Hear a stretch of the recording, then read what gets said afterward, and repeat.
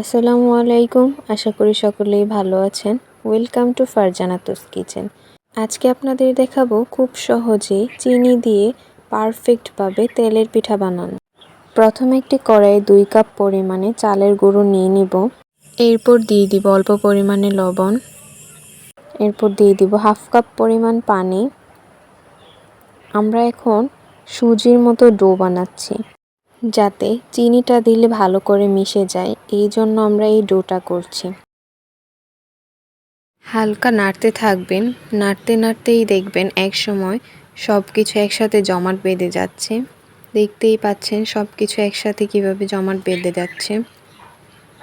এই তো দেখুন পারফেক্টভাবে এগুলো জমে গেছে। এই ডোটা কিন্তু আমি অল্প পরিমাণ তাপে করেছি। চুলার আগুন একদম নিভিয়ে দিবেন। এরপর দিয়ে দিবেন 2 কাপ পরিমাণে চিনি। চিনিগুলো দিয়ে ভালো করে নাড়তে থাকবেন যতক্ষণ না পর্যন্ত চিনিগুলো ডোটার সাথে ভালো করে মিশে যাচ্ছে।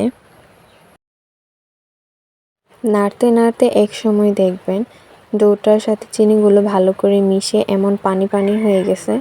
তখনই বুঝতে পারবেন চিনিগুলো ভালো করে মেশানো হয়ে গেছে। আমি এখন আগুন নিভিয়ে ডোটার সাথে চিনিগুলো একসাথে মিক্স করছি।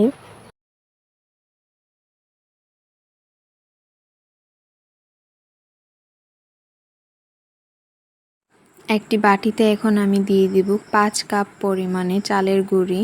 চালের গুঁড়িগুলো আজকেই ভাঙানো হয়েছে। এরপর দিয়ে দিব সামান্য লবণ, দিয়ে দিব অল্প পরিমাণে বেকিং সোডা। এবার দিয়ে দিব তৈরি করে রাখা চিনিগুলো দিয়ে ভালো করে হাত দিয়ে সব কিছু একসাথে মিক্স করে নিব। এমনভাবে মিক্স করব যাতে চালের গুঁড়ির সাথে চিনিগুলো ভালো করে মিশে যায়। যতক্ষণ না পর্যন্ত একদম পরিপূর্ণ ডো হচ্ছে ততক্ষণ পর্যন্ত আমরা ভালো করে মিশাতে থাকবো।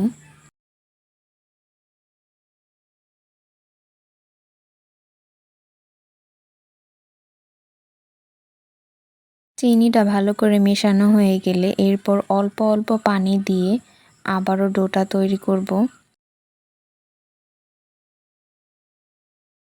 যতক্ষণ না পর্যন্ত তেলের পিঠা বানানোর জন্য যে পারফেক্ট ডোটা হয় ততক্ষণ পর্যন্ত অল্প অল্প পানি দিয়ে ডোটা করে নিব। যেহেতু আমার চালগুলো আজকেই ভাঙানো হয়েছে তাই ডোটা করে কিছুক্ষণ রাখতে হবে না।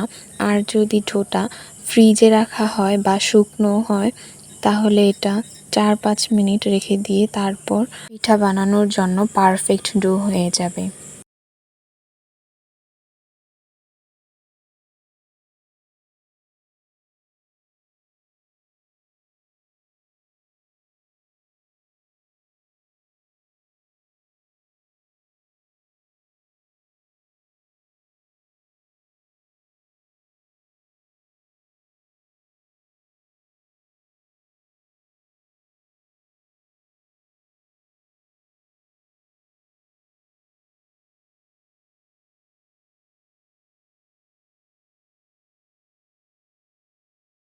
পিঠাটা পারফেক্টভাবে বানানোর জন্য আপনাকে ডোটা ভালো করে বানাতে হবে।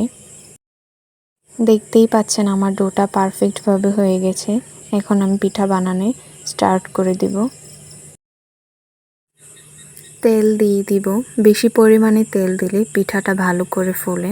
তেল পর্যাপ্ত পরিমাণ গরম হয়ে গেলে একটি ডাবরে পিঠার ডোটা নিয়ে তেলের মধ্যে দিয়ে দিবেন। এরপর কিছুক্ষণ অপেক্ষা করবেন। যখন দেখবেন পিঠাটা নিচ থেকে না উঠছে এরপর এটা উঠিয়ে দিবেন। দেখতেই পাচ্ছেন আমার প্রথম পিঠাটা কি সুন্দর ফুলে গেছে। যখন দেখবেন অপর পিঠ গোল্ডেন কালার হয়ে গেছে তখন পিঠাটা উল্টিয়ে দিবেন। দেখতেই পাচ্ছেন পিঠাটা একদম পারফেক্টভাবে হয়েছে। এরপর একে একে এভাবেই আমি সবগুলো পিঠা বানিয়ে নিব। আপনারা দেখতে থাকুন আমি পরবর্তী পিঠাগুলো কিভাবে বানাই এবং আমার সব পিঠাগুলোই এমন ফুলেছে। খেতেও মজা লেগেছে অনেক।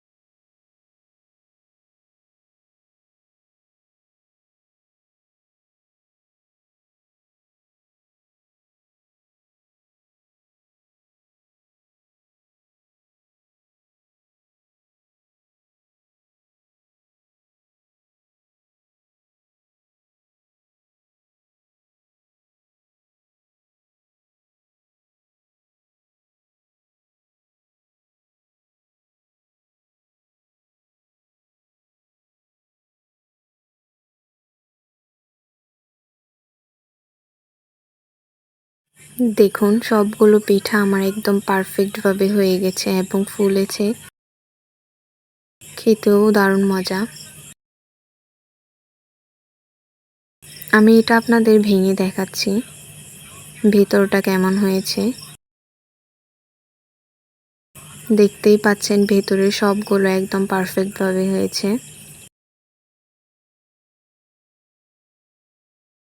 এভাবেই আমার পাশে থাকবেন এবং সাবস্ক্রাইব করতে ভুলবেন না।